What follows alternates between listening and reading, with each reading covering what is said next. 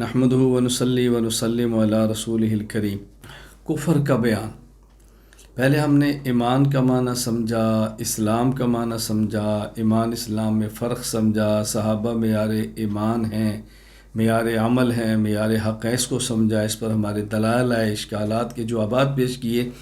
آج ہم کفر کی بحث کرتے ہیں، کفر کا معنی کیا ہے، کفر کی قسمیں کتنی ہیں اور ان کے احکام کیا ہیں، کفار سے تعلقات کی نوعیت کیا ہے، کس کافر پر لعنت بھیجنا جائز ہے، کس پر جائز نہیں ہے، یہ ساری باتیں انشاءاللہ آج میں آپ کی خدمت میں پیش کرتا ہوں۔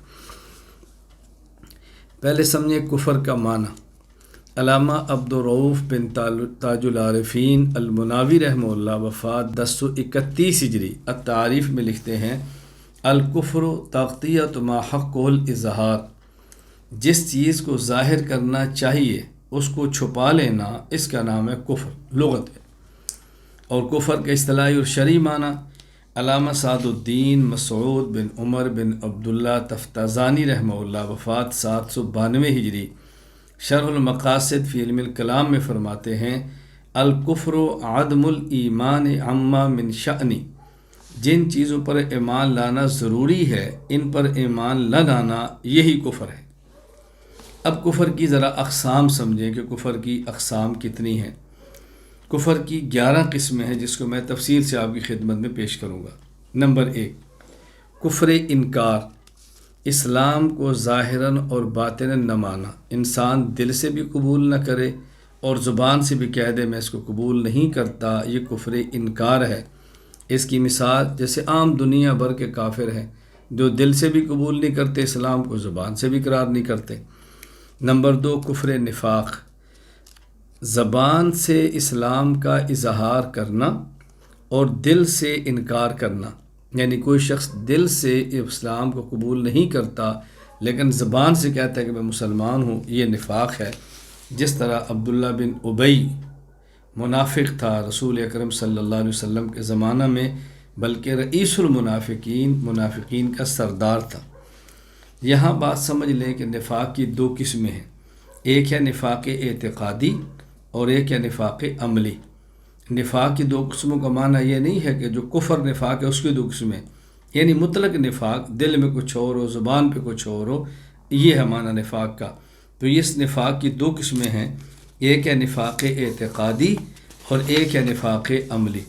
نفاق اعتقادی کا معنی کہ دل میں کفر ہو اور زبان پہ اسلام ہو، جس طرح رسول اللہ صلی اللہ علیہ وسلم کے دور میں عبداللہ بن ابی اور اس کے ہمنوا دوسرے منافقین تھے۔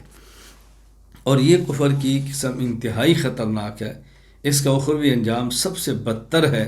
قرآن کریم سورۃ النساء آیت نمبر 145، اللہ تعالیٰ ارشاد فرماتے ہیں: ان المنافقین فی الدرک الاسفل من النار ولن تجد لهم نصیرا، منافقین جہنم کے سب سے آخری اور نچلے درجے کے اندر ہوں گے، یہی جو منافقین ہیں نفاق اعتقادی والے۔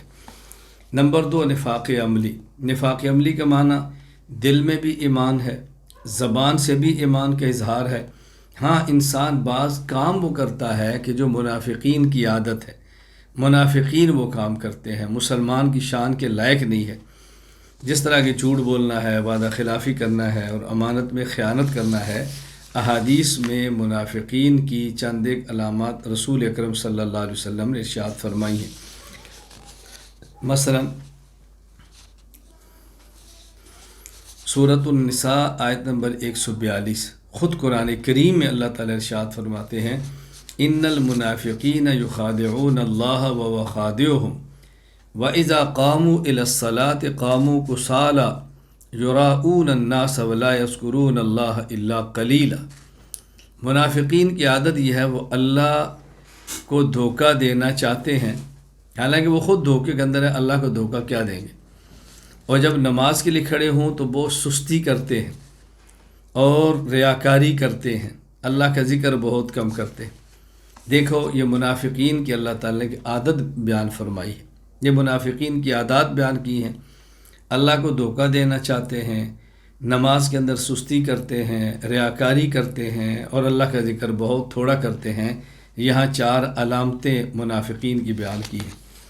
یہاں ایک بات میں عرض کرتا ہوں، اہل علم اس کو سمجھیں ان المنافقین یخادعون اللہ۔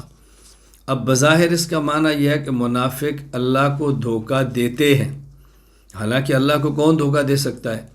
اس لیے میں نے اس کا ترجمہ کیا ہے کہ منافقین اللہ کو دھوکہ دینا چاہتے ہیں۔ میں وضاحت کرنا چاہتا ہوں، بات اچھی طرح سمجھیں۔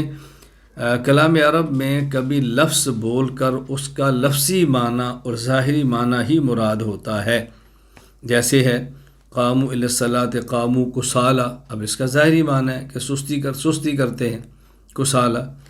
یراؤون الناس، ریاکاری کرتے ہیں، دکھلاوا کرتے ہیں، ظاہری معنی۔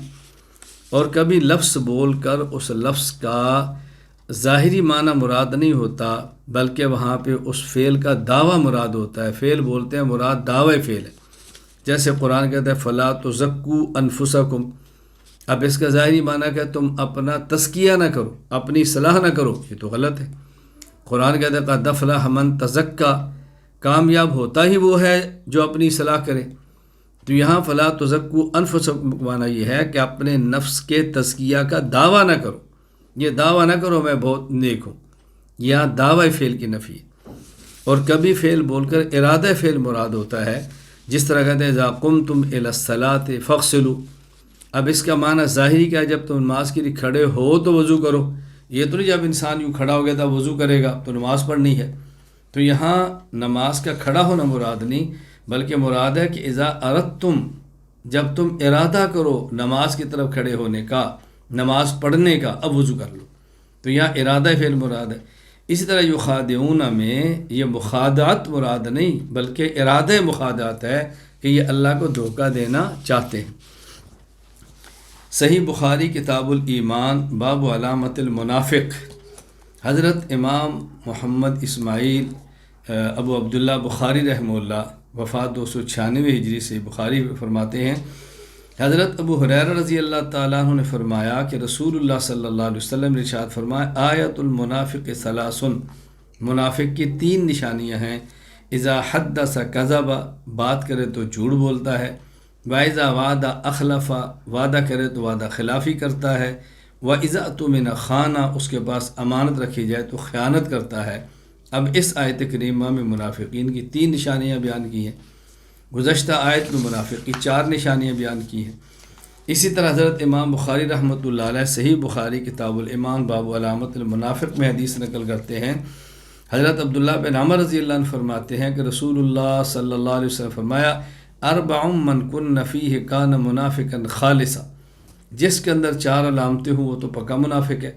ومن کانت فی خصلۃ منہن کانت فی خصلۃ من النفاق، اور جس کے اندر کوئی ایک علامت ہو تو اسی درجے کا منافق ہے، حتیٰ یدا، یہاں تک اس نشانی کو بھی چھوڑ دے۔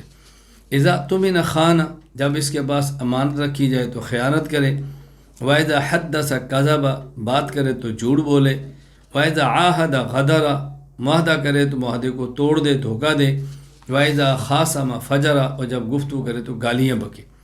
اب اس حدیث پاک میں 4 نشانیاں بیان کی ہیں۔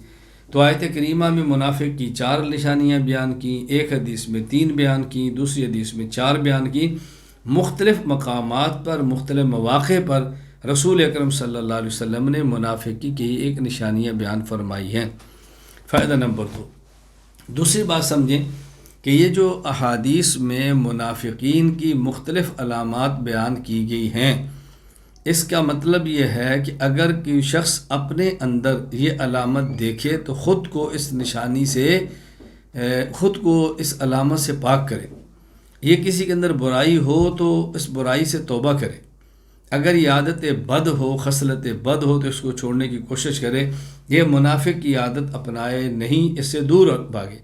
اس کا معنی یہ ہے، اس کا مطلب یہ نہیں ہے کہ لوگوں کو دیکھے اور جس میں کوئی علامت دیکھے یہ اس کے اوپر منافق کا فتویٰ لگا دیں، تو منافق ہے کیوں تو جھوٹ بولتا ہے، فلاں بندہ تو منافق ہے کیونکہ وعدہ خلافی کرتا ہے۔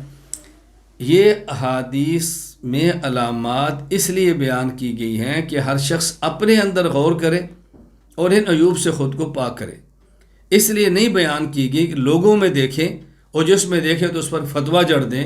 اللہ تعالی ہمیں یہ بات سمجھنے کی توفیق عطا فرمائے۔ نمبر 3، کفر ارتداد۔ اپنی مرضی اور رضامندی سے اسلام قبول کرنے کے بعد اسلام سے پھر جانا، یہ ہے ارتداد۔ اس کی مثال جیسے عبداللہ بن نواحہ کا کفر ہے، یہ واقعہ المستدرک علی الصحیحین میں بیان کیا گیا ہے، اور یہی واقعہ کم و بیش دوسرے الفاظ کے ساتھ حافظ ابو الفضل شہاب الدین احمد بن علی ابن حجر اسقلانی رحمہ اللہ وفات 852 ہجری نے کتاب الاصابہ فی تمییز صحابہ میں بیان کیا ہے، اور تغلیق و تعلیق جلد 3 صفحہ 29 پر بھی ذکر کیا ہے۔ المستدرک میں اس کو تفصیل کے ساتھ امام ابو عبداللہ محمد بن عبداللہ بن محمد الحاکم النشاپوری وفات 405 ہجری نے مفصل بیان فرمایا ہے۔ وہ واقعہ کیا ہے کہ حضرت عبداللہ بن مسعود رضی اللہ عنہ کے بیٹے تھے عبد الرحمن بن عبداللہ مسعودی، اور ان کے بیٹے تھے قاسم بن عبد الرحمن المسعودی، یعنی انہوں نے اپنی نسبت اپنے والد کے نام سے رکھی ہے، عبد الرحمن بن عبداللہ مسعودی، اور ان کے بیٹے قاسم عبد الرحمن کے بیٹے عبداللہ بن مسعود کے پوتے، ان کو بھی کہتے قاسم مسعودی۔ تو انہوں نے اپنے والد عبد الرحمن بن عبداللہ رحمہ اللہ سے نقل فرمایا ہے کہ ایک شخص حضرت عبداللہ بن مسعود رضی اللہ عنہ کے پاس آیا اور اس نے کہا کہ حضرت یہ مسیلمہ کذاب جب مرتد ہوا، اس کو قتل کیا گیا، جہنم رسید ہو گیا، فتح ہو گئی، تو ایک شخص نے آ کر کہا کہ یہاں کچھ لوگ ہیں کہ جو مسیلمہ کذاب کا بنایا ہوا قرآن پڑھتے ہیں۔ حضرت عبداللہ بن مسعود فرمانے لگے کہ اللہ کی کتاب کے علاوہ بھی کوئی کتاب ہے، خدا کے رسول کے علاوہ بھی کوئی رسول ہے، اسلام پھیل چکا ہے، تو کیسی بات تم کرتے ہو؟ یعنی گویا آپ نے سمجھا کہ ایسا نہیں ہو سکتا کوئی بندہ اس طرح کی حرکت بھی کرے۔ فرد ہو جا علیہ بعد، آپ نے اس کو لٹا دیا، چلے جاؤ، ایسا نہیں ہو سکتا۔ وہ پھر آیا اور پھر آ کر کہا، اس نے کہا حضرت میں قسم اٹھا کر یہ بات کہتا ہوں والذی لا الہ غیرہ انہم فی الدار، وہ فلاں گھر کے اندر ہے، وہ عبداللہ بن مسعود والا قرآن پڑھ رہے ہیں، اور ان کے پاس باقاعدہ صحیفہ عبداللہ یعنی وہ مسیلمہ کذاب والا قرآن پڑھ رہے ہیں، ان کے پاس مسیلمہ کذاب کا صحیفہ پڑھا ہوا ہے جو اس نے جھوٹا قرآن کریم بنایا ہوا تھا، اور حضرت عثمان رضی اللہ تعالیٰ کے دور کا ہے۔ حضرت عبداللہ نے فرمایا قرظہ کو جو گھڑ سوار تھے، اور فرمایا کہ تم جاؤ گھر کا احاطہ کرو اور ان سب کو گرفتار کرو۔ وہ 80 آدمی گرفتار کر کے لائے۔ حضرت عبداللہ بن مسعود رضی اللہ عنہ فرمایا کہ ویحکم کتاب غیر کتاب اللہ اور رسول غیر رسول اللہ، برباد ہو یہ تم نے کیا اللہ کی کتاب کے علاوہ کتاب، اللہ کے رسول کے علاوہ رسول پکڑ رکھا ہے۔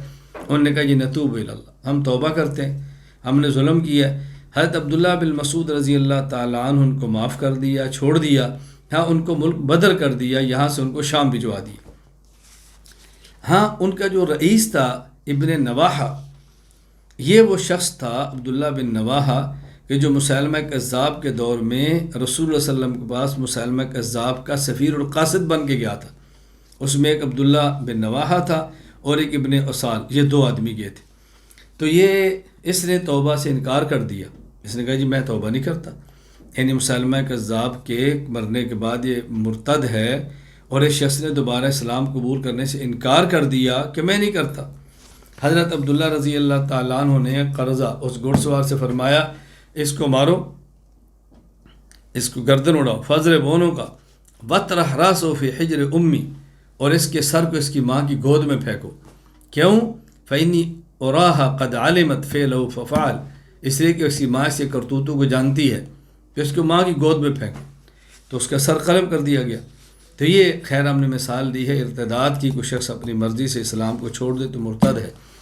یہ جب دونوں لوگ عبداللہ بن نواحہ اور ابن اسال مسیلمہ کذاب کے قاصد بن کے رسول اللہ صلی اللہ علیہ وسلم خدمت میں گئے، تو نبی پاک صلی اللہ علیہ وسلم نے ان کو فرمایا اللہ اکبر تشہد انی رسول اللہ، تم میری رسالت گواہی دیتے ہو؟ ان بدبختوں نے اللہ کے نبی سے کہا تشہد ان مسیلمہ رسول اللہ، تم گواہی دیتے ہو کہ مسیلمہ اللہ کا رسول ہے۔ اب یہ اتنا بڑا جرم تھا جو بظاہر ناقابل معافی تھا، لیکن رسول اللہ صلی اللہ علیہ وسلم فرمانے لگے لولا انک رسول لقتلتک، اگر تو نمائندہ اور سفیر نہ ہوتا میں تمہاری گردن اڑا دیتا۔ یعنی آپ نے احترام بتایا سفیر کا کہ سفیر جیسا بھی وہ سفیر ہوتا ہے اس کا احترام کرنا چاہیے۔ کہتے ہیں فجرت سنت یوم ذن اللہ یقتل رسول، اس دن سے پھر مسلمانوں کے اندر بھی روایت چل پڑی کہ قاصد کو مارتے نہیں تھے اور سفیر کو چھوڑ دیا جاتا۔ خیر، نمبر 4 کفر شرک، اللہ کو مان کر اس کی ذات یا مخصوص صفات میں کسی غیر کو شریک کرنا، یہ ہے کفر شرک۔ کوئی شخص اللہ کو بھی مانتا ہے لیکن اللہ کے ساتھ کسی اور کو بھی معبود مانتا ہے، یا اللہ والی صفات کسی اور کے اندر ثابت کرتا ہے، یہ شرک ہے، جس طرح مشرکین مکہ تھے۔ نمبر 5 کفر کتابی، پہلی کسی آسمانی کتابی کو مانتے ہوئے حضور اکرم صلی اللہ علیہ وسلم کے تشریف آوری کے بعد قرآن کریم کا انکار کرنا۔ ایک یہ تھا کہ آپ تشریف نہیں لائے، ابھی قرآن نازل نہیں ہوا اور پہلی کتاب کو مانتا ہے، اس کی بات نہیں ہو رہی۔ رسول اللہ علیہ وسلم تشریف لے آئے، قرآن نازل ہو گیا، اس قرآن کو نہیں مان رہا بلکہ پہلی آسمانی کتاب تورات یا انجیل پر ایمان لاتا ہے، یہ کفر کتابی ہے، جیسے یہود و نصارہ۔ نمبر 6 کفر دہری، کوئی شخص عالم کو قدیم مانے، زمانے کو قدیم مانتا ہے ہمیشہ سے، اور حوادث حالات کی نسبت زمانے کی طرف کرتا ہے کہ زمانے نے یہ کیا ہے، وقت نے یہ کیا ہے، وقت نے یہ کیا ہے، اسے کہتے ہیں کفر دہری۔ جس طرح کے فرقہ دہریہ ہے، وہ عالم کو قدیم مانتے ہیں، اللہ کے وجود کو نہیں مانتے، وہ سمجھتے سب کچھ زمانہ کرتا ہے، زمانہ کر رہا ہے۔ یہاں ایک بات میں عرض کرنا چاہتا ہوں کہ یہ بات کبھی نہ کہیں کہ وقت فیصلہ کرے گا، یہ وقت بتائے گا۔ بس اوقات اس کا معنی ایک عرفی ہوتا ہے، یعنی فیصلہ تو اللہ کریں گے لیکن مراد یہ ہوتی ہے کہ ایک وقت آئے گا کہ تمہیں پتہ چل جائے گا، ایک وقت آئے گا کہ تم یہ بات دیکھو گے، یہ بات اور ہے۔ لیکن اس کو ان لفظوں میں تعبیر کرنا ذرا نامناسب ہے۔ یہ آنے والا وقت فیصلہ کرے گا، آنے والا وقت تمہیں بتائے گا، آنے والا وقت تمہارے ساتھ کرے گا، نہیں۔ بہتر یہ ہے کہ یوں کو کہ آنے والے وقت میں تو دیکھے گا، آنے والے وقت میں فیصلہ ہو جائے گا، یہ نہ کہ فیصلہ وقت کرے گا اور وقت تمہیں دکھائے گا، یہ مناسب نہیں ہے، کیونکہ یہ الفاظ ایسے ہیں جو تشبہ ہیں دہریہ کے ساتھ۔ پھر بھی اگر یہ بات میری خطا ہو یا میں صحیح نہ کہہ چکا ہوں، کسی عالم کے رائے اس کی خلاف ہو، تو بے شک آپ من سے قبول سماعت فرمائیں۔ میں نے جو بات مناسب سمجھی میں نے آپ کی خدمت میں عرض کر دی ہے۔ نمبر 7 کفر معطلی، وہ ہے وجود باری تعالیٰ کا انکار کرنا کہ اللہ ہے ہی نہیں، اللہ کا انکار کر دے، فرقہ معطلہ۔ نمبر 8 کفر زندقہ، ایمان کا دعویٰ کر کے ضروریات دین کا صراحتاً انکار کرنا، یا ایمان کا دعویٰ کرتے ہوئے ایسی تعویل کرنا جو امت کے متواتر عقیدہ کے منافی ہو۔ بات اچھی طرح سمجھ، کفر زندقہ کی 2 صورتیں ہیں۔ نمبر 1 ایمان کا دعویٰ کرتے ہوئے ضروریات دین میں سے کسی کا صراحتاً انکار کرنا، جس طرح کوئی شخص یہ بھی کہے کہ میں مسلمان ہوں اور یہ بھی کہ میں ابو بکر صدیق رضی اللہ عنہ کو خلیفہ اول بلا فصل نہیں مانتا، یہ کفر زندقہ ہے۔ وہ کیسا اسلام ہے جس میں صدیق اکبر کی خلافت کو قبول نہ کیا جائے؟ کیسا اسلام ہے؟ اچھا، یا اسی طرح کوئی شخص خود کو مسلمان کہتا ہے لیکن مسلمانوں کے متواتر عقیدہ کی تعویل ایسی کرتا ہے کہ جس سے اسلام کا عقیدہ ختم ہو جاتا ہے، یہ بھی زندیق ہے۔ جس طرح کوئی شخص یہ کہے کہ نبی کریم صلی اللہ علیہ وسلم خاتم النبیین ہیں، اور خاتم النبیین کا معنی ہے کہ آپ صاحب خاتم ہیں، آپ مہر والے ہیں، آپ کی مہر سے نبی بنتا ہے، کسی اور کی مہر سے نبی نہیں بنتا۔ نبی آپ کا بن تو سکتا ہے، بنے گا آپ کی مہر سے، یہ معنی ہے خاتم النبیین کا۔ تو یہ ایسی تعویل ہے کہ جو ختم نبوت کے عقیدے کا انکار ہے، یہ بھی کفر زندقہ ہے۔ تو کفر زندقہ کی 2 صورتیں ہیں۔ نمبر 1 ایمان کا دعویٰ کر کے ضروریات دین میں سے کسی کا ایک کا صراحتاً انکار کرنا۔ نمبر 2 اسلام کا دعویٰ کرتے ہوئے متواتر عقیدہ میں ایسی تعویل کرنا کہ جس سے عقیدہ متواتر ٹوٹ جائے، باطل ہو جائے۔ یہ دونوں کفر ہیں۔ پہلے کی مثال جس طرح اسلام کا دعویٰ کرتے ہوئے خلافت صدیق اکبر کا انکار ہو، دوسرے کی مثال حضور اکرم صلی اللہ علیہ وسلم کو خاتم النبیین مانتے ہوئے خاتم النبیین کا معنی یہ کرنا کہ آپ مہر والے ہیں اور آپ کی مہر سے کوئی اور نبی بنے گا۔ نبی تو ہوگا لیکن ایسا نہیں ہوگا جس کی مہر سے کوئی اور نبی بن سکے، یہ ایسی تعویل ہے کہ جو کفر زندقہ ہے۔ نمبر 9 کفر جحود، دل سے ایمان کی حقانیت سمجھنا اور زبان سے اقرار نہ کرنا، جیسے ابلیس سمجھتا تھا اللہ کی بات ماننی ہے، سمجھتا تھا آدم کو سجدہ اللہ کے فرمانے پر کرنا ہے، اللہ کے حکم میں انکار کر دیا، تو ایمان کی حقانیت سمجھتا ہے لیکن زبان سے اقرار نہیں کرتا، جان بوجھ کے انکار کرتا ہے، نہیں مانتا، یہ غلط ہے، میں نہیں مانتا۔ نمبر 10 کفر عناد۔ کفر عناد ہوتا ہے دل سے حق سمجھنا، پھر اس کا زبان سے اقرار کرنا مگر اسے قبول نہ کرنا۔ جس طرح ابو طالب یہ سمجھتے تھے نبی پاک صلی اللہ علیہ وسلم نبی ہیں، زبان سے مانتے تھے تم نبی ہو، لیکن بیٹا میں نہیں کہہ سکتا تم نبی ہو، میں تمہاری نبوت کو قبول نہیں کر سکتا، اس کے اندر یہ مسئلہ ہوگا، برادری ہے، خاندان ہے، جو بھی ہے۔ دونوں میں فرق کیا ہے؟ کفر جحود اور کفر عناد میں، کفر جحود میں کوئی شخص دل سے حقانیت کو مانتا ہے لیکن زبان سے اقرار نہیں کرتا، اور کفر عناد میں دل سے مانتا بھی ہے، دل سے جانتا ہے اور زبان سے بھی مانتا ہے، ٹھیک ہے، لیکن اسے خود قبول نہیں کرتا۔ میں اس کی مثال دیتا ہوں بڑی عام سی، کہ دو شخصوں میں جھگڑا ہوتا ہے کسی بھی چیز پر، گھڑی پر، فون پر، گھر پر، گاڑی پر، ایک فریق نے قبضہ کیا ہوا ہے، اس کا دل بھی مانتا ہے کہ فلاں کا میں نے غلط قبضہ کیا، اور کہتا ہے تیرا ہے تو مجھے لے کر دکھا، میں نہیں دیتا۔ اب دیکھو، دل سے بھی مان رہا ہے کہ مکان اس کا ہے، زبان سے بھی کہتا ہے اس کا ہے، اپنی طاقت کی بنیاد پر اس کو قبول کرنے کے لیے تیار نہیں ہوتا، قبول نہیں کرتا کہ میں تجھے دوں گا، تیرا ہے نہیں تو کر لے، میں نہیں دیتا۔ تو یہ دو چیزیں الگ ہیں، کفر جحود الگ ہے، کفر عناد الگ ہے۔ نمبر 11 کفر مفادی۔ کسی دنیاوی مفاد کی غرض سے خود کو کافر کہنا یا لکھنا، جس طرح آج کے دور میں بعض لوگ کسی ملک کا ویزا حاصل کرنے کے لیے خود کو قادیانی لکھ دیتے ہیں، خود کو مرزائی لکھ دیتے ہیں، خود کو احمدی لکھ دیتے ہیں، یہ بھی کفر ہے۔ اپنے آپ کو صراحتاً کسی کافر فرقہ، اسلام کے علاوہ کسی اور دین کی طرف منسوب کرنا کفر ہے۔ تفصیلی گفتگو اس پر انشاءاللہ آگے آئے گی۔ یہاں ایک اہم بات ہے، ذرا اس کو اچھی طرح سمجھ لیں، اس سوال اور جواب سمجھیں۔ سوال کیا ہے کہ آپ نے کہا جی کفر مفادی یہ کفر ہے، یعنی اپنی غرض اور مفاد کے لیے اسلام کے علاوہ کوئی اور دین لکھنا یا زبان سے کہنا ہے کفر ہے۔ تو اگر کوئی شخص اپنی جان کے ڈر سے، اپنے عضو کے ہلاک ہونے کے ڈر سے زبان سے کلمہ کفر کہہ دے تو کیا وہ جائز ہے؟ ہم کہتے ہیں جائز ہے۔ یعنی اگر کافر کسی کو کہہ دے تو زبان سے کلمہ کفر کہہ، ورنہ تجھے جان سے مار دیں گے، تیرا ہاتھ کاٹ دیں گے، تو زبان سے کلمہ کفر کہنا جائز ہے۔ تو سوال یہ ہے، یہ بھی تو مفاد ہے، اپنی جان بچانا، اپنا عضو بچانا، تو آپ تو کہتے ہیں کفر مفادی ہے، کیا کفر مفادی نہیں ہے؟ فرق اچھی طرح سمجھ، ہم نے کہا نہیں، کفر مفادی نہیں۔ ایک ہوتا ہے دفع مضرت، ایک ہوتا ہے جلب منفعت۔ دفع مضرت کا معنی ہوتا ہے نقصان سے بچنا، اور جلب منفعت کا معنی ہوتا ہے فائدہ اٹھانا، دو چیزیں الگ ہیں۔ ایسا ضرر کہ جو انسان کے لیے واقعتاً ایسا ضرر ہو کہ شریعت اس ضرر کو تسلیم کرتی ہو، اس ضرر سے بچنے کے لیے اگر کوئی شخص کلمہ کفر کہہ لے، اس کی گنجائش ہے۔ تفصیلی بحث اس پہ آگے آئے گی۔ جیسے کوئی آدمی جان کے ڈر سے کلمہ کفر کہہ لے، اپنے عضو کے ختم ہونے کے، تلف اور ہلاک ہونے کے ڈر سے کلمہ کفر کہہ لے، یہ بات اور ہے۔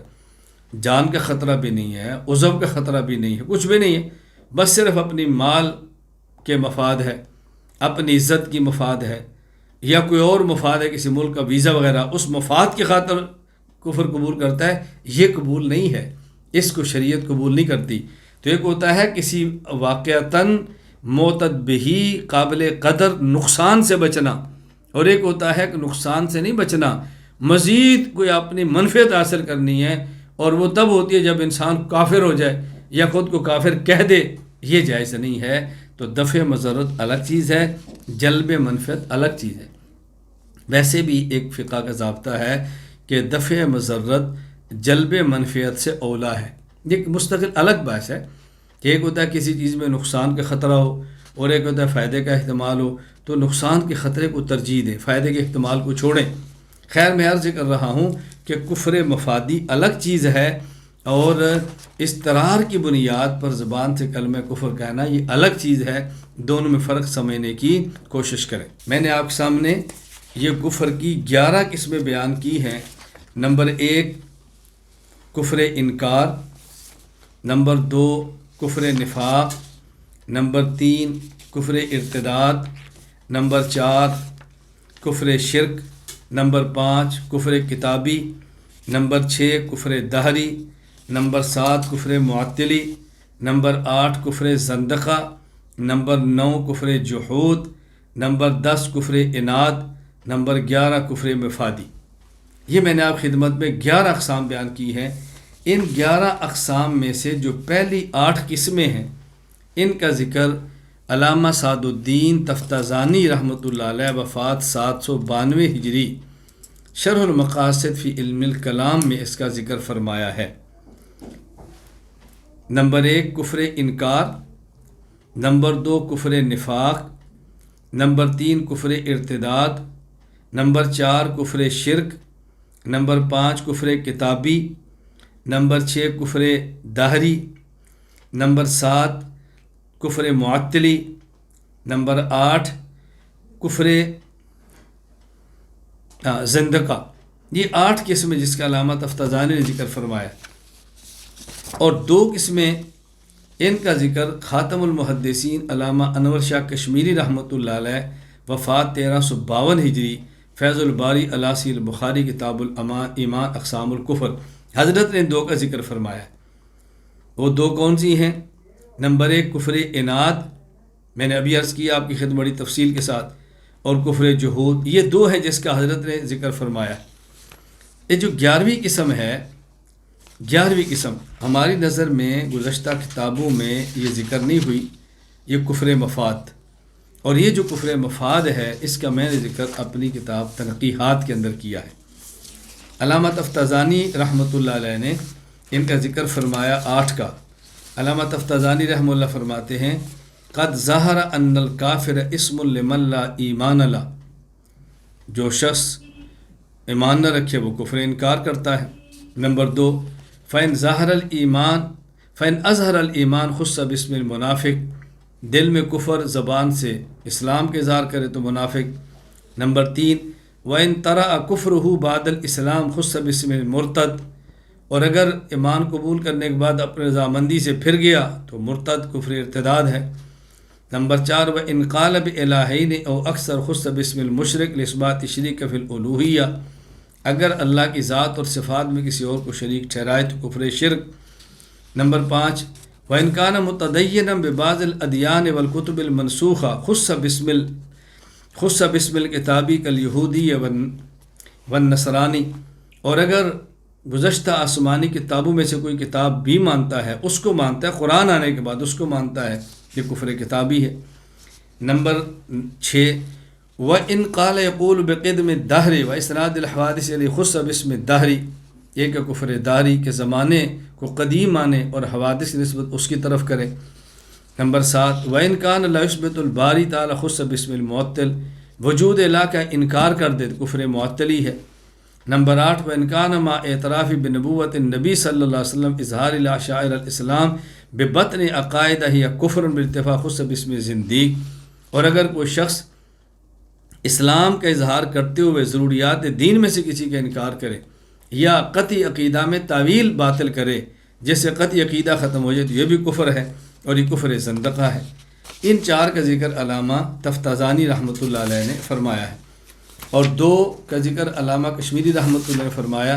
فرماتے ہیں وَأَمَّا كُفْرُ الْجُحُودِ فَهُوَ أَنْ يَعْرِفَ الْحَقَّ بِقَلْبِهِ وَلَا يُقِرَّ بِلِسَانِهِ كَكُفْرِ إِبْلِيسَ وَهُوَ قَوْلُهُ تَعَالَى فَلَمَّا جَاءَهُمْ مَا عَرَفُوا كَفَرُوا بِهِ، یعنی کفر الجحود۔ ایک ہے کفر جحود، کوئی شخص دل سے حق کا اعتراف بھی کرتا ہے لیکن زبان سے اقرار نہیں کرتا، جس طرح ابلیس تھا۔ نمبر 2 اما کفر المعاندہ فهو ان يعرف بقلبه ويقر بلسانه ولا يقبل ولا يتدين به ككفر ابی طالب، کہ کوئی شخص دل سے اعتراف بھی کرتا ہے، زبان سے اقرار بھی کرتا ہے لیکن قبول نہیں کرتا خود، جس طرح ابو طالب تھے۔ اور 11ویں قسم کفر مفادی، کوئی شخص دل سے بھی ایمان رکھتا ہے، زبان سے بھی اعتراف کرتا ہے، اقرار بھی کرتا ہے، قبول بھی کرتا ہے، لیکن اپنے کسی دنیوی غرض کے لیے اس کا انکار کر دیتا ہے، کسی کافر کے سامنے یہ لکھ دیتا ہے، مسلمانوں کو کہتا ہے کہ میں مومن ہوں، اور مفاد کے لیے کفریہ فارم پہ لکھ دیتا ہے، زبان سے کہہ دیتا ہے، اس کو کافر سمجھا جائے گا۔ تو یہ کفر کی 11 اقسام ہیں، اس کو اچھی طرح ذہن نشین فرما لیں۔ دوسری بات سمجھیں کہ یہ 11 کی 11 اقسام کفر آج موجود ہیں، اس کا انکار نہیں ہے، لیکن ان میں سے ایک قسم جو دوسری کفر نفاق کی ہے، ہم آج کے دور میں کسی کے بارے میں نہیں کہہ سکتے کہ یہ منافق ہے، اعتقادی منافق، یہ نہیں کہہ سکتے. یعنی اعتقادی منافق آج بھی ہوگا، ہم کہہ نہیں سکتے. کیوں؟ منافق اسے کہتے ہیں کہ جس کے دل میں کفر ہو، جس کے دل میں کفر ہو اور زبان پر اسلام ہو. تو جب کوئی شخص زبان پر اسلام کا اظہار کرے گا تو ہم مومن کہیں گے. ہمیں تو نہیں پتہ اس کے دل کے اندر کیا ہے، ہمیں تو اس کے کفر کا پتہ چلے گا کسی کفریہ علامت سے، کسی کفریہ فعل سے، ہمیں تب پتہ چلے گا نا. لیکن ہمیں تو نہیں پتہ اس کے دل کی کیفیت کیا ہے. جب ہمیں پتہ چل گیا اور ہم نے کافر کہہ دیا، وہ تو پھر کفر انکار ہو گیا، کفر نفاق نہ رہا.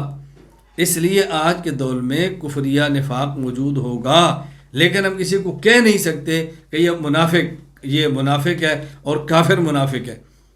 کیوں؟ دیکھو یہ کہتا ہے مسلمان کہتا ہے فلاں کام تو کافروں والا ہے، تو جب فلاں کام کافروں والا ہوگا تو کفر کا اظہار ہوگا، اسلام کا اظہار تو نہ رہا. یہ بات ذہن نشین فرما لیں. مفتی اعظم پاکستان مفتی محمد شفیع عثمانی رحمہ اللہ وفات 1396 ہجری، تفسیر معارف القرآن تفسیر سورۃ البقرہ آیت نمبر 13 کے تحت لکھتے ہیں، کیا کفر و نفاق عہد نبی کے ساتھ مخصوص تھا یا اب بھی موجود ہے؟ اس معاملہ میں صحیح یہ ہے کہ منافق کے نفاق کو پہچاننا اور اس کو منافق قرار دینا دو طریقوں سے ہوتا تھا. ایک یہ کہ اللہ تعالیٰ اپنے رسول صلی اللہ علیہ وسلم کو بذریعہ وحی بتلا دیا کہ فلاں شخص دل سے مسلمان نہیں، منافق ہے. دوسرے کہ اس کے کسی قول اور فعل سے کسی عقید اسلام کے خلاف کوئی بات یا اسلام کی مخالفت کا کوئی عمل ظاہر اور ثابت ہو جائے. حضرت صلی اللہ علیہ وسلم کی وفات کے بعد انقطاع وحی کے سبب ان کے پہچاننے کی صورت تو باقی نہ رہی، مگر دوسری صورت اب بھی موجود ہے. جس شخص کے کسی قول و فعل سے اسلامی قطعی عقائد کی مخالفت یا ان پر استہزاء یا تحریف ثابت ہو جائے مگر وہ اپنے ایمان اور اسلام کا مدعی بنے تو وہ منافق سمجھا جائے گا. ایسے منافق کا نام قرآن کریم کی اصطلاح میں ملحد ہے، الذین یلحدون فی آیاتنا، اور حدیث میں اس کو زندیق کے نام سے موسوم کیا گیا ہے. مگر چونکہ اس کا کفر دلیل سے ثابت اور واضح ہو گیا اس لیے اس کا حکم سب کفار جیسا ہو گیا، الگ کوئی حکم اس کا نہیں ہے. اس لیے علماء امت نے فرمایا کہ رسول اللہ صلی اللہ علیہ وسلم کے بعد منافقین کا قضیہ ختم ہو گیا، اب جو مومن نہیں وہ کافر کہلائے گا. تیسری بات سمجھے، اگر کوئی شخص خود کو کسی کافر فرقہ کی طرف منسوب کرے تو اس کو کافر ہی سمجھا جائے گا، اگرچہ اس کو اس فرقہ کے کفری عقائد کا پتہ نہ ہو جس طرف یہ خود کو مسلمان جس کی طرف یہ اپنی نسبت کر رہا ہے. بات اچھی طرح سمجھ لیں. اگر کوئی شخص خود کو کسی کافر فرقہ کی طرف منسوب کرے اور اس کو یہ پتہ نہ ہو کہ اس فرقہ کے عقائد کفریہ ہیں، ہم اس کو کافر ہی سمجھیں گے، کافر ہی لکھیں گے، اس کے ساتھ معاملہ کفار والا ہی ہوگا. یہ بات اچھی طرح ذہن نشین فرما لیں، اس کے اندر الجھن میں مبتلا کبھی بھی نہیں ہونا. اللہ میں بات سمجھنے کی توفیق عطا فرمائے. فتاوی عالمگیریہ میں ہے، مسلم قال انا ملحد یکفر ولو قال ما علمت انه کفر لا یعذر بهذا رجل. اگر کوئی شخص کہے کہ میں ملحد ہوں اس کو کافر سمجھا جائے گا، اگر وہ کہے کہ مجھے پتہ ہی نہیں تھا کفر ہے اس کو تب بھی کافر سمجھیں گے اور اس کا عذر یہ قابل قبول نہیں ہوگا. یہاں بات سمجھیں، میرا اپنا ایک واقعہ ہے، میں وہ آپ کی خدمت میں پیش کرتا ہوں. مجھے ایک شخص نے کہا کہ مولانا، جب ایک شخص خود کو کسی کافر فرقہ کی طرح منسوب کرتا ہے اور اس کو یہ نہیں پتہ کہ ان کے عقائد کفریہ ہیں تو پھر اس کو کافر کیوں کہیں گے؟ وہ تو لا علم ہے. ایک شخص خود کو احمدی کہتا ہے اور اس کو یہ نہیں پتہ کہ یہ احمدی حضور پاک صلی اللہ علیہ وسلم کو آخری نبی نہیں سمجھتے، یہ کافر ہے. وہ کہتا ہے میں احمدی ہوں، تو کیا اس کی جہالت کے باوجود بھی کافر کہیں گے؟ اس کو تو ان کے عقائد کا پتہ ہی نہیں. میں نے کہا اچھا مجھے بتائیں کہ اگر کوئی شخص یہ کہے کہ میں مسلمان ہوں اور اس کو یہ نہیں پتہ اسلامی عقائد کیا ہیں، مسلمان ہوگا یا کافر؟ کہا جی مسلمان. میں نے کہا اس کو تو پتہ ہی نہیں اسلامی عقائد کیا، تو آپ نے مسلمان کیسے کہہ دیا؟ تو اس کا کوئی جواب نہیں تھا. میں نے کہا بات سمجھیں، جس طرح کسی شخص کے مسلمان ہونے کے لیے اتنا کافی ہے کہ وہ کہے میں مسلمان ہوں، اس کے پاس علم نہیں ہے، اسلامی عقائد کا پتہ نہیں ہے، تو ہم اس کو مسلمان ہی سمجھیں گے۔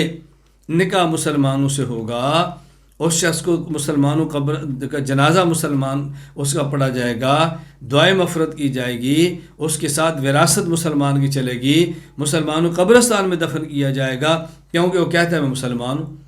تو جس طرح کسی شخص کو مسلمانوں کے عقائد کا پتہ نہ ہو، محض مسلمان کہنے کی وجہ سے مسلمان سمجھا جائے گا، تو اگر کوئی کسی کافر فرقے کی نسبت کرتا ہے، اس کو اس کے کفری عقائد کا پتہ نہ ہو، تب بھی اس کو کافر ہی سمجھا جائے گا۔ ہاں یہ بات الگ ہے کہ جب ایک شخص خود کو کہے میں مسلمان ہوں، اور پھر ہم اس کو بتائیں بھی یہ اسلامی عقیدہ ہے، اور کہ جی میں اس کو نہیں مانتا، اب اس کو مسلمان نہیں سمجھیں گے۔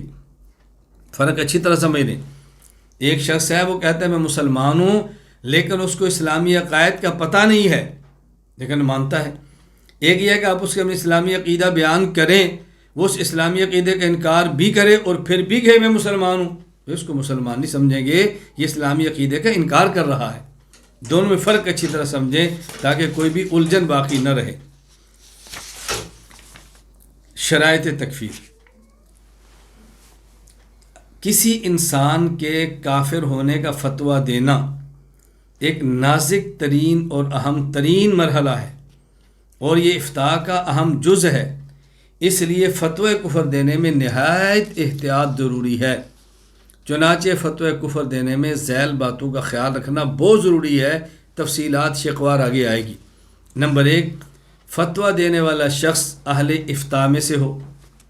نمبر 2، فتویٰ دینے والا شخص عرف سے واقف ہو۔ نمبر 3، جس شخص کے بارے میں فتوی کفر دیا جا رہا ہے اس میں اسباب کفر میں سے کوئی سبب موجود ہو۔ نمبر 4، جس شخص کے بارے میں فتوی کفر دیا جا رہا ہے اس میں موانع کفر موجود نہ ہوں، پھر کافر کہیں گے، وگرنہ کفر کا فتویٰ نہیں دینا۔ یہ شرائط کی تکفیر ذہن نشین فرما لیں، میں نے اس کو تنقیحات اپنی کتاب کے اندر ذکر کر دی ہے، تفصیلات اب وہاں دیکھ لیں۔ شرائط اہل افتاء، ہم نے کہا نا شرائط تکفیر میں سے پہلی شرط کیا ہے؟ فتویٰ دینے والا شخص اہل افتاء میں سے ہو۔ اس کی ذرا تفصیل سنیں۔ امام ابو زکریا یحییٰ بن شرف النووی رحمہ اللہ وفات 676 ہجری نے مفتی کی شرائط بیان کی ہے مقدمۃ المجموع شرح المہذب کے اندر۔ حضرت فرماتے ہیں نمبر 1، کونہ مکلفا، عاقل ہو، بالغ ہو۔ نمبر 2، مسلماً، مسلمان ہو۔ نمبر 3، ثقتاً، اپنے فن میں پختہ ہو۔ نمبر 4، مأموناً، اس پر اعتماد ہو، با اعتماد ہو۔ نمبر 5، متنزہاً عن اسباب الفسق، اسباب فسق سے بچتا ہو، اعلانیہ گناہ نہ کرتا ہو۔ نمبر 6، وخوارم المروہ، خلاف مروت امور سے بچنے والا ہو۔ بعض چیزیں مروت کے خلاف ہوتی ہیں، عالم کی شان کے لائق نہیں ہوتی کہ عالم حرکتیں کرے۔ نمبر 7، فقیہ نفس، فقہی ذوق کا حامل ہو، نفس کے مکر و فریب سے واقف ہو۔ نمبر 8، سلیم الذہن، ذکاوت اور فطانت والی ہو، ذہین شخص ہو۔ نمبر 9، رسین الفکر، پختہ رائے والا ہو، ہوا کے تھپیڑوں کے ساتھ وہ بہہ نہ جائے۔ نمبر 10، صحیح التصرف والاستنباط، اصول قواعد کو فروع پر منطبق کرنا جانتا ہو، اور دلائل کتاب میں چھپے مسائل نکالنے کا ملکہ بھی رکھتا ہو، مستيقظاً، بیدار مغز۔ یہ صفات ایک مفتی کی، عام آدمی کی نہیں ہے۔ اس لیے فتوی کفر دینے کے لیے پہلی شرط یہ ہے کہ فتوی کفر دینے والا شخص تگڑا ہو، مفتی ہو۔ یہاں بات اچھی طرح ذہن نشین فرما لیں، شبہہ اور اس کا جواب نوٹ فرما لیں۔ شبہہ کیا ہے؟ اگر کوئی شخص مفتی نہ ہو تو کیا وہ کسی کافر کو کافر نہ کہے؟ وہ کسی کافر کو کافر بھی نہ کہے، وہ کفر کا فتویٰ نہ دے؟ جواب، جو مفتی نہ ہو وہ کفر کا فتویٰ خود نہ لگائے، البتہ کسی مفتی کے فتوی کفر لگانے کے بعد وہ کسی کو کافر کہے، از خود فتوی کفر نہ دے، میں یہ کہہ رہا ہوں۔ اچھا، پھر اس پر شبہ، اگر کوئی شخص ضروریات دین کا انکار کرے، توحید کا انکار، رسالت کا انکار، قیامت کا انکار، ختم نبوت کا انکار، تو پھر بھی کوئی شخص اس کو کافر نہ کہ مفتی کے فتوے کا انتظار کرے کہ مفتی صاحب اس مشرک کو کافر کہیں گے تو میں کافر کہوں گا، اس کے لیے بھی اس کو فتوی تکفیر کی انتظار کرنی پڑے گی؟ جواب، یہ جو ہم نے کہا کہ کسی کے بارے میں فتوی کفر دینے کے لیے مفتی کا ہونا ضروری ہے اور عام شخص کسی پر فتوی کفر نہ دے، مفتی کے فتوے کا انتظار کرے، یہ اس وقت ہے جب کسی شخص کا کفر واضح نہ ہو، کوئی ایسا جملہ کہے، ایسی بات کہے کہ جس میں احتمال کفر کا بھی ہو، احتمال ایمان کا بھی ہو، کسی کی ایسی تحریر آپ کے سامنے آ جائے کہ جس کی بنیاد پہ کافر بھی کہا جا سکتا ہو، مسلمان بھی کہا جا سکتا ہو، اب عام شخص فتوی کفر نہ دے، مفتی کے فتوے کا انتظار کرے۔ لیکن وہ شخص کہ جس کا کفر بالکل واضح ہے، عیسائی ہے، اس کو تو کافر ہی کہنا ہے، کوئی یہودی ہے اس کو کافر ہی کہنا ہے، کوئی ہندو ہے غیر مسلم ہی کہنا ہے، کوئی قادیانی ہے اس کو غیر مسلم ہی کہنا ہے۔ تو یہ جو ہم کہتے ہیں کہ مفتی کا ہونا ضروری ہے، یہ اس وقت جب کوئی باریک بات ہو، کفر واضح نہ ہو، ورنہ کفر واضح ہو، ضروریات کا انکار ہو، اس وقت الجھن کی بات نہیں ہے، وہاں بات بالکل کھلی ہو جاتی ہے۔ اس قسم کے شبہات کے جوابات تفصیل کے ساتھ موجود ہیں، دعا فرمائیں اللہ اسباب دل کتاب جلدی چھپ جائے، شبہات اور ان کے جوابات، انشاءاللہ آپ کا دل خوش ہو جائے گا۔ ہم نے کوشش کی عقائد اور مسائل پر ہونے والے شبہات کو جس حد تک ممکن ہو جمع کریں اور ان کے جوابات کو شرح بست کے ساتھ دے دیں تاکہ کوئی الجھن باقی نہ رہے۔ معرفت عرف، جو شخص کفر کا فتویٰ دے رہا ہے یہ بھی ضروری ہے کہ وہ عرف سے واقف ہو، سوسائٹی کے جملوں سے واقف ہو، جس ماحول میں رہتا ہے اس ماحول سے واقف ہو۔ بس اوقات بعض جملے بظاہر کفر ہوتے ہیں لیکن سوسائٹی میں اس کا ماحول بالکل الگ ہوتا ہے، اس کی بنیاد پہ اس کو کافر نہیں کہہ سکتے۔ اچھا، بس اوقات ایک ہی جملہ اور ایک ہی عمل ایک سوسائٹی میں ادب شمار ہوتا ہے اور دوسری سوسائٹی میں ادب شمار نہیں ہوتا بلکہ بے ادبی شمار ہوتی ہے، اس لیے اس سوسائٹی اور ماحول کو اچھی طرح جانتا ہو۔ عرف کے بدلنے سے مسائل بدلتے ہیں۔ علامہ محمد امین بن عمر بن عبدالعزیز بن احمد ابن عابدین شامی رحمہ اللہ، وفات 1252 ہجری، وہ فرماتے ہیں فَكَثِيرٌ مِّنَ الْأَحْكَامِ تَخْتَلِفُ بِاخْتِلَافِ الزَّمَانِ لِتَغَيُّرِ عُرْفِ أَهْلِهِ أو لِحُدُوثِ ضرورة أو فساد أهل الزمان بحيث لو بقي الحكم على ما كان عليه أولا للزم منه المشقة والضرر بالناس۔ بہت سارے احکام ایسے ہیں جو زمانے کے بدلنے سے بدل جاتے ہیں۔ کیوں؟ کبھی تو وہاں عرف بدل جاتا ہے، کبھی وہاں کوئی ضروری پیش آ جاتی ہے، اور کبھی اہل زمانہ لوگوں میں فساد آ جاتا ہے۔ اب اگر حکم باقی رہے جیسے پہلے تھا وہی آج ہو تو لوگوں کو مشقت اور ضرر آئے گا، اس لیے عرف کے بدلنے سے بس اوقات مسائل بدل جاتے ہیں۔ اس کی ایک مثال سمجھیں، ہمارا عقیدہ ہے نبی معصوم ہے صلی اللہ علیہ وسلم، تمام انبیاء معصوم ہیں علیہم السلام، چھوٹے اور بڑے گناہ سے، کفر سے، اور حتیٰ کہ بیہودہ کام بھی پیغمبر سے سرزد نہیں ہوتا۔ امام اعظم ابو حنیفہ نعمان بن ثابت رحمہ اللہ تعالی 150 ہجری میں وفات، حضرت ارشاد فرماتے ہیں الفقہ الاکبر میں والانبیاء علیہم الصلاۃ والسلام کلہم منزہون عن الصغائر والکبائر والکفر والقبائح۔ ہمارا عقیدہ ہے انبیاء علیہ السلام صغیرہ کبیرہ گناہوں سے، کفر بیہودہ کاموں سے پاک ہے، یہ عقیدہ۔ اب سوال یہ ہے، ہمارا عقیدہ نبی معصوم ہے، ہمارے بچے کو بھی معصوم کہتے ہیں، تو کیا بچے کو معصوم کہنا عصمت نبوت کے خلاف ہے؟ کیوں؟ جب کہ ہم کہتے ہیں کہ حضور اکرم صلی اللہ علیہ وسلم آخری نبی ہیں، اس کا معنی یہ ہوتا ہے کہ اب آپ کے بعد کوئی شخص ایسا پیدا نہیں ہوگا کہ جس شخص پر اب وحی نازل ہو، اب ایسا کوئی پیدا نہیں ہوگا جس پر وحی نازل ہو، یعنی جو خاص وصف نبوت ہے نا وحی، وہ کسی پر نہیں ہوگی۔ پیغمبر کے بعد کوئی ایسا شخص پیدا نہیں ہوگا جو پیغمبر کی طرح معصوم ہو۔ یہ عصمت، یہ خصوصیت نبوت کی ہے، جس طرح وحی کا نزول خصوصیت نبوت کی ہے۔ کوئی شخص کہ میں نبی تو نہیں ہوں لیکن مجھ پر وحی آتی ہے، تو نبی کسے کہیں گے؟ میں نبی تو لیکن ہوں معصوم، تو نبوت کسے کہتے ہیں؟ یہ بات اچھی طرح ذہن نشین فرما لے۔